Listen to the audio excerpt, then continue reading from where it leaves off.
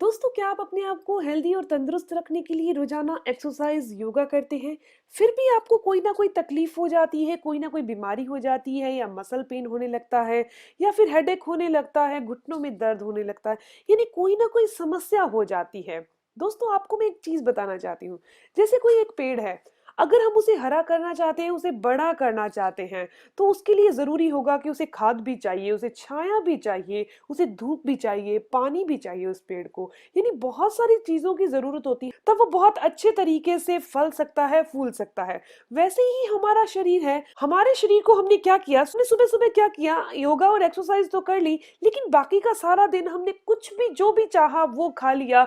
Nutrition full diet नहीं ले रहे हैं, हम ऐसी डाइट ले रहे हैं जिसमें कोई फाइबर नहीं है, कोई न्यूट्रिशन, कोई मिनरल्स नहीं है।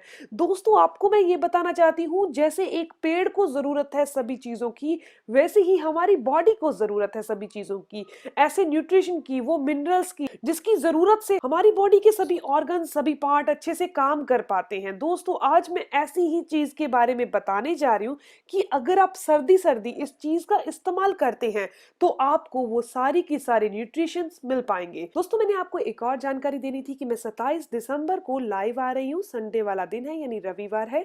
शाम को 7:15 बजे लाइव आ रही हूँ। तो मिलते हैं दोस्तों। अगर आपके कोई भी सवाल हो तो आप कॉपी पर नोट कर लीजिए, आपके हर एक सवाल का जवाब जरूर दिया जाएगा।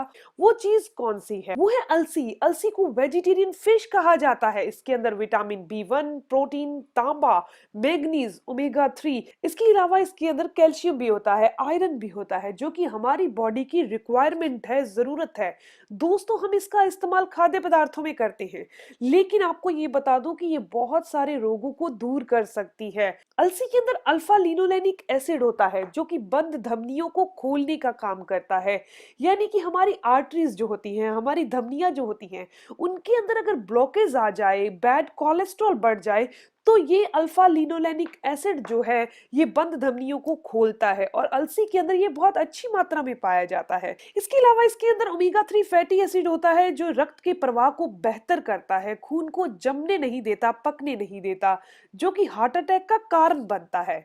ये रक्त में मौजूद कोलेस्ट्रॉल को कम करने में सहायक है। दोस्तों, इस वीडियो में मैं आपको बताऊंगी कि आपने अलसी का इस्तेमाल किस तरीके से करना है ताकि आपको ज्यादा फायदे मिल सके। क्योंकि मोस्टली आजकल मैंने ये देखा है कि लोगों का डाइजेशन ठीक नहीं चलता। यानी बहुत ऐसा हो जाता है कि हमें पचता नहीं है खाना। वैसे नॉर्मल खाना तो पचता जाता है, लेकिन जब हम थोड़ा सा हैवी खा लेते हैं तो खाना पचना बंद हो जाता है, बाहर की ओर आता है या फिर अफारा रहता है। तो दोस्तों, ये अलसी का जो बाहर का कवर होता है ना, तो ये बहुत हार्ड होता है। जिनका भी डाइजेशन सिस्टम थोड़ा वीक है, उनको अलसी का सेवन थोड़े अलग तरीके से करना चाहिए, और मैं तो ये कहूंगी कि हर एक इंसान को वैसे ही करना चाहिए, ताकि आंतों को बहुत ज्यादा जोर नहीं लगाना पड़े। इसके अलावा नेक्स्ट फायदे की बात करें तो अलसी हमारी बॉडी में से वसा यानी फैट को दूर करने का काम करती है। अलसी में मौजूद एंटीऑक्सीडेंट और फाइटोकेमिकल बढ़ती हुई उम्र के लक्षणों को कम करते हैं, जिससे त्वचा पर झुर्रियां नहीं आती, कसावट बनी रहती है, हमारी त्वचा स्वस्थ और चमकदार रहती है। इसके अलावा जो अलसी के अंदर अल्फा लिनोलेनिक एसिड है, वो अर्थराइटिस के मरीजों के लिए काफी फायदेमंद है।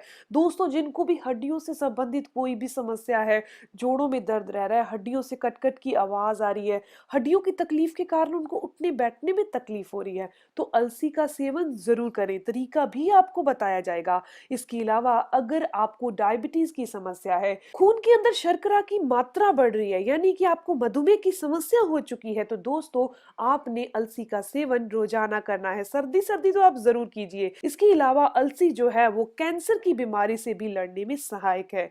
इसका रोजाना सेवन करने से खून में शर्करा की मात्रा कंट्रोल में रहती है, नियंत्रण में रहती है, जिसके कारण कभी भी डायबिटीज की समस्या नहीं हो सकती अगर आपको ये समस्या नहीं है। दोस्तों, अब मैं आपको ये भी बता देती हूँ कि आपने इसका सेवन किस तरीके से करना है।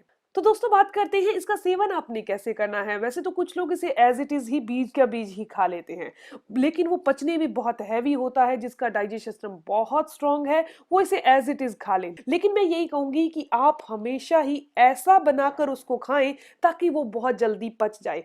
कारण उसके पीछे क्या है, जैसे कि हम यही प्रेफर करते हैं ना कि हमें ऐसी रोटी खानी चाहिए जो जल्दी से पच जाए, हमें फाइबर वाली चीजें ज्यादा खानी चाहिए ताकि वो बहुत अच्छे से पच जाए। तो अलसी को हम ऐसे क्यों खा रहे हैं कि वो हमारे धीरे धीरे पचे?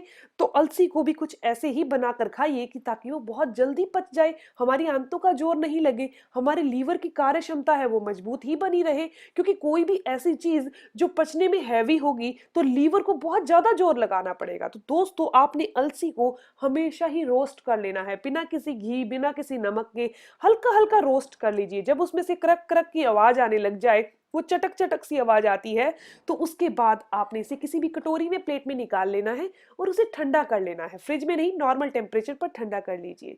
उसके बाद आपने इसका पाउडर बनाना है और एयर टाइट कंटेनर में भरकर रख लेना है। 1 हफ्ते से ज्यादा इसका पाउडर बनाकर नहीं रखना और एयर टाइट कंटेनर के बिना भी इस पाउडर को नहीं रखना। तो रोजाना आपने इसका सेवन कैसे करना है? आप क्या करिए, 1 चम्मच आप क्या करिए, 1 चम्मच इस पाउडर में से ले लीजिए, 1 गिलास दूध लीजिए और उसमें इस पाउडर को डालकर बॉईल कर लीजिए और उसके बाद आप इसका सेवन कर सकते हैं, इसे पी सकते हैं। इसके अलावा आप इसे दही में मिक्स करके भी ले सकते हैं। अगर आप दही में मिक्स करके ले रहे हैं तो आप दोपहर के टाइम लीजिए। अगर आप दूध के साथ मिक्स करके ले रहे हैं तो आप रात के टाइम लीजिए या फिर नाश्ते से आधा घंटा पहले लीजिए। इसके अलावा आप शहद के साथ भी सेवन कर सकते हैं। शहद के साथ सेवन कर रहे हैं तो आप सुबह खाली पेट भी इसका सेवन कर सकते हैं। दोस्तों, इसके सारे फायदे ही हैं, लेकिन मैं आपको इसके नुकसान भी साथ में बता देती हूँ, क्योंकि अगर बिना नुकसान जाने आप इसका सेवन करेंगे तो ऐसा ना हो कि आपको इसके नुकसान भी हो जाए। तो दोस्तों, इसके नुकसान क्या हैं?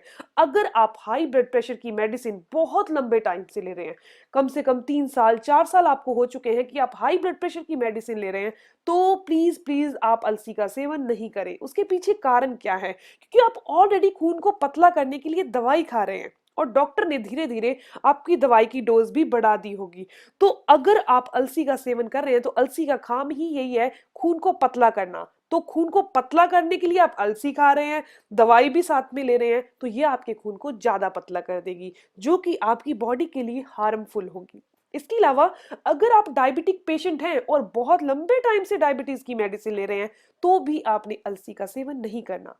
हाँ, एक चीज और है, लेकिन अगर आप को डायबिटीज की संभावना है कि मेरे को है या नहीं पता नहीं, तो आप अलसी का सेवन जरूर कीजिए, आपको कभी भी डायबिटीज की समस्या नहीं हो सकती। अगर नहीं है तब भी कर लीजिए, जिंदगी में कभी नहीं होगी। तो दोस्तों, इस तरीके से अलसी का सेवन कीजिए। प्रेगनेंसी टाइम में आपने अलसी का सेवन बिल्कुल नहीं करना।